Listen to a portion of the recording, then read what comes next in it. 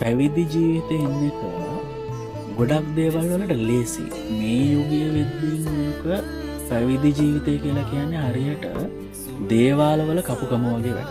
හැබැයි පැවිදිකම එහෙම නෙවෙයි. ඊට වඩා සරල පුළුල් චින්තන පරාසයක් ගොඩනගා ගන්න පුළුවන් නිදහසක් තියෙන භූමිකාවක්. ඒ නිසානේ පැවිදි වෙන්නේ.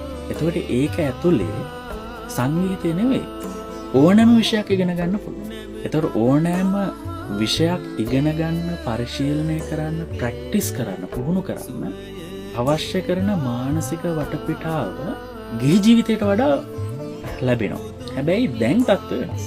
දැන් තියෙන ප්‍රශ්නේ තමයි දැන් මේ වාණිජකරණය වීමත් එක්ක ලෝකය අපි ගැට ගැහෙනා මේ වාණිජ පරමාර්ථات එක්ක. ඒකත් එක්ක අපි මිනිස්සුත් එක්ක බැඳෙනවා. නේද? දායක සභාවල් තියෙනවා. Facebook live යනවා. Facebook live pages හදනවා. pages තියෙනවා. ඊට පස්සේ මිනිස්සුත් එක්ක පොලිටික්ස් කරන්න වෙනවා. එතකොට පන්සල් නම් පූජාවල් තියන්න වෙනවා. ඊට පස්සේ දානමාන පින්කම් පාංශුකුල ටික කරන්න වෙනවා. ඊට අමතරව පන්සලට ඉන්න ලොකු හාමුදුරුවන්ට නායක පට්ටමක් වගේ එකක් ගන්න වෙනවා. ඒක මේන්ටේන් කරන්න වෙනවා. ඊට පස්සේ ඒකට පෙරහැරවල් කරන්න වෙනවා. ඔය වගේ ලොකු ප්‍රශ්න ගොඩක දැන් ඉන්නවා.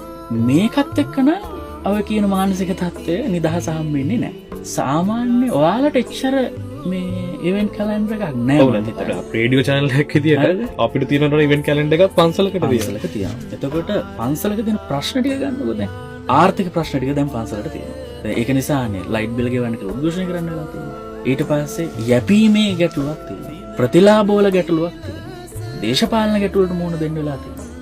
ආගම ගැටලුවලට මුහුණ දෙන්න වෙලා තියෙනවා. සමාජීය වශයෙන් මිනිස්සුත් එක්ක හැලහැප්පීම් වලට මුහුණ දෙන්න වෙලා තියෙනවා. දැන් අපි හිතනවා මේ පන්සලක මේ දායකයෝ ටික හිටියාම හොඳයි. හරි ඔක්කොම. හැබැයි ඔයා දන්නවද පන්සලක දායකයෝ වැඩි වෙන්න දානි වැඩි වෙන්න පාංශුකුල ටිකත් වැඩි වෙනවා. එතකොට මේ මිනිස්සුන් පාංශුකුල විතරක් නෙවෙයි. දානි ඊට පස්සේ ඒකේ බණ ඊට පස්සේ කවුරු හරි රසනිපුණා පිරිත් දැන් කොටහළු ගෙවල් මගුල් ගෙවල් ඔය ටිකටත් යනවනේ. ඔයාලගේ කැලෙන්ඩර් එක එහෙම පිරලා නැහැ.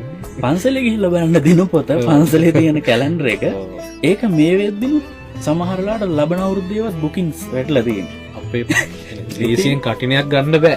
ඒකනේ. එතකොට හිතන්න මම ඒකයි කිව්වේ මේ අද තියෙන පැවිදි භූමිකාව සහ බුදුහාමුදුරු කතා කරපු පැවිදි භූමිකාව ගැන දෙකක්. මේ දෙක ඇතුලේ අර බුදුහාමුදුරු කතා කරපු පැවිදි ජීවිතය ඇතුලේ ඔය කියන නිදහස තිබුණා. තියෙනවා.